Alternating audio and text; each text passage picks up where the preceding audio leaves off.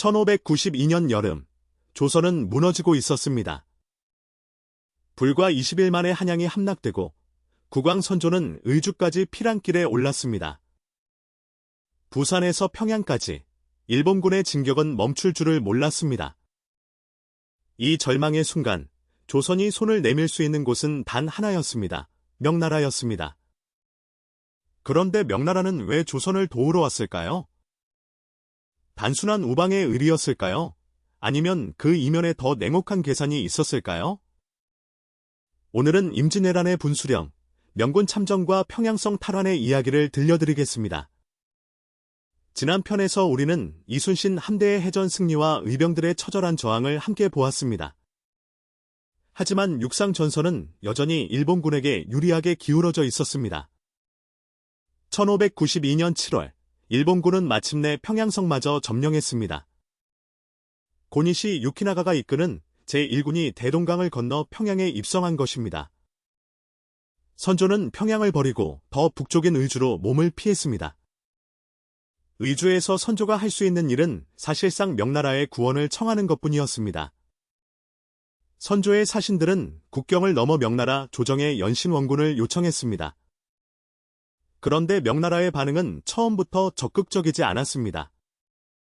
명나라 조정 안에서는 두 가지 시각이 뜨겁게 충돌하고 있었습니다. 첫 번째는 파병 반대론이었습니다. 조선이 알아서 막아라. 우리가 왜 나서는가? 두 번째는 파병 찬성론이었습니다. 조선이 무너지면 다음은 우리다. 이 두 번째 논리, 바로 순망치안이었습니다. 입술이 없으면 이가 시리다. 조선이라는 방패막이를 잃으면 일본이 곧장 명의 국경을 두드릴 것이라는 논리였습니다.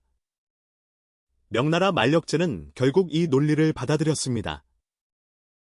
하지만 처음부터 대규모 병력을 보낸 것은 아니었습니다. 1592년 7월, 명나라는 먼저 조승훈이 이끄는 소규모 선발대 3,000명을 파견했습니다. 이 부대는 평양 탈환을 시도했으나 일본군에게 처참하게 패배했습니다.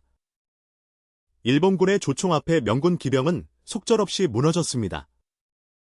이 패배는 명나라에 충격을 주었지만 동시에 경고이기도 했습니다. 일본을 절대 얕봐선 안 된다는 것을. 만력제는 이번에는 진지하게 움직였습니다. 그는 당대 최고의 명장으로 꼽히던 리여송에게 총사령관직을 맡겼습니다. 이여송은 어떤 인물이었을까요? 그는 요동의 군벌 이성량의 아들로 어릴 때부터 전쟁터를 누빈 사람이었습니다. 특히 1592년 영하의 반란을 진압한 공로로 명성을 크게 떨쳤습니다. 전투 경험이 풍부하고 병사들의 신망도 두터웠습니다. 이여송의 군대는 단순한 병력이 아니었습니다. 남방군, 북방군, 기병, 포병 명나라 각지에서 모아온 정예 부대였습니다. 그리고 이들이 가져온 무기 중에 특별한 것이 있었습니다. 불랑기포였습니다. 불랑기포는 포르투갈에서 유래한 서양식 화포로 명나라가 수십 년 전 도입해 자체 개량한 무기였습니다. 연속 발사가 가능하고 파괴력이 강력해 당시 동아시아 전장에서 가장 두려운 무기 중 하나였습니다. 이 화포의 존재가 평양성 전투의 판도를 바꾸게 됩니다. 1592년 말, 이여송은 마침내 43,000여 명의 대군을 이끌고 압록강을 건넜습니다. 조선 백성들은 구름처럼 몰려오는 명군을 보며 처음으로 안도의 한숨을 내쉬었습니다. 그러나 명군은 조선 땅에서도 약탈과 민폐를 일으키며 백성들의 불신을 키워갔습니다. 이것이 임진왜란 내내 조명 관계에 드리워진 어두운 그림자였습니다. 그럼에도 조선으로서는 선택지가 없었습니다. 명군과 함께 싸우는 수밖에. 1593년 1월, 마침내 조명연합군이 평양성을 향해 집결했습니다. 이 작전의 총사령관은 이여송이었고 조선 측 도원수 김명원이 함께했습니다. 전략은 명확했습니다. 화포로 성벽을 두드리고 보병이 돌격한다. 1593년 1월 7일 새벽, 역사적인 평양성 전투가 시작되었습니다. 이여송은 먼저 사신을 보내 일본군에게 항복을 권유했습니다. 고니시 유키나가는 단호하게 거절했습니다. 그러자 이여송은 공격 명령을 내렸습니다. 불랑기포와 호준포, 가 일제히 불을 뿜었습니다. 포성이 대동강 일대를 뒤흔들었고 성벽 곳곳에서 연기가 피어올랐습니다. 일본군은 처음 보는 화포의 위력에 당황했습니다. 조총이 강력했지만 명군의 화포는 그보다 훨씬 더 큰 공포였습니다. 성벽이 무너지고 성문이 흔들렸습니다. 이여송은 총공격을 명했습니다. 조명연합군의 병사들이 사다리를 들고 성벽으로 달려들었습니다. 전투는 치열했습니다. 조선군과 명군 모두 목숨을 걸고 싸웠습니다. 그러나 화포의 위력과 수적 우위는 결정적이었습니다. 고니시 유키나가는 더 이상 버티는 것이 불가능하다고 판단했습니다. 일본군은 성을 포기하고 남쪽으로 퇴각하기 시작했습니다. 1593년 1월 8일, 평양성이 마침내 조명연합군의 손에 들어왔습니다. 의주에서 이 소식을 들은 선조는 눈물을 흘렸다고 전해집니다. 평양성 탈환 이것은 임진왜란이 시작된 이래 가장 크고 빛나는 승리였습니다. 그러나 전쟁은 끝나지 않았습니다. 이여송은 승리의 여세를 몰아 계속 남쪽으로 진격하기로 결정했습니다. 목표는 한양 탈환이었습니다. 명군은 빠른 속도로 남쪽을 향해 달려내려갔습니다. 그러나 이 진격에는 치명적인 약점이 있었습니다. 보급선이 불안정했고 낯선 지형에 대한 정보도 부족했습니다. 1593년 1월 27일, 개성 남쪽의 벽제관, 근방에서 일본군과 마주쳤습니다. 그곳에서 기다리고 있던 것은 일본 최강의 전투 부대였습니다. 고바야카와 다카카게가 이끄는 정예 부대가 복병으로 숨어 있었습니다.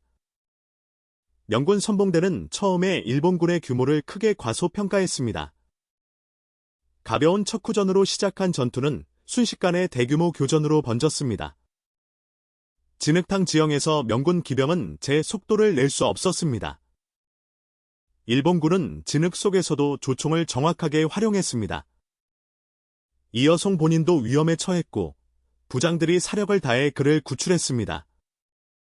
벽제관 전투는 명군의 완패였습니다. 이 패배는 단순한 전투 결과를 넘어서는 무게를 지녔습니다. 이여송은 벽제관 이후 전의를 잃었습니다. 명군은 개성 이북으로 후퇴했고 더 이상 적극적으로 남하하려 하지 않았습니다. 조선 조정과 의병들은 이 상황을 지켜보며 깊은 좌절에 빠졌습니다. 명군이 왔다가 오히려 상황을 더 복잡하게 만드는 것은 아닌가? 이런 의구심이 조선 안에서 퍼져나갔습니다. 하지만 명과 일본 사이에서는 이미 다른 흐름이 조용히 시작되고 있었습니다. 강화 협상이었습니다. 일본 측에서는 고니시 유키나가가, 명 측에서는 심유경, 이 협상 테이블을 마련했습니다. 심유경은 먼저 일본군과 50일 휴전을 교섭하며 시간을 벌었습니다. 그러나 이 협상은 애초부터 진실하지 않았습니다. 명과 일본 양쪽 모두 자신들이 원하는 조건을 서로에게 속이며 협상에 임했습니다. 조선은 이 협상에서 사실상 소외되었습니다. 조선의 운명이 조선의 동의 없이 두 강대국 사이에서 결정되려 하고 있었습니다. 이 교착 상태는 이후 수년간 지속됩니다. 평양성 탈환이라는 빛나는 승리 뒤에 전쟁은 길고 지루한 협상의 늪으로 빠져들었습니다. 명나라는 결국 자국의 이익을 위해 움직인 것이었습니다. 순망치안의 논리는 진실이었지만 명나라가 조선을 위해 모든 것을 희생할 의지는 없었습니다. 전쟁이 남긴 교훈 강대국은 결국 자기 자신의 계산 위에서 움직인다는 것. 하지만 이 전쟁은 아직 끝나지 않았습니다. 다음 편에서는 권율 장군의 행주대처, 그리고 조선군의 서울 수복 이야기를 전해드리겠습니다. 조선의 반격은 계속됩니다.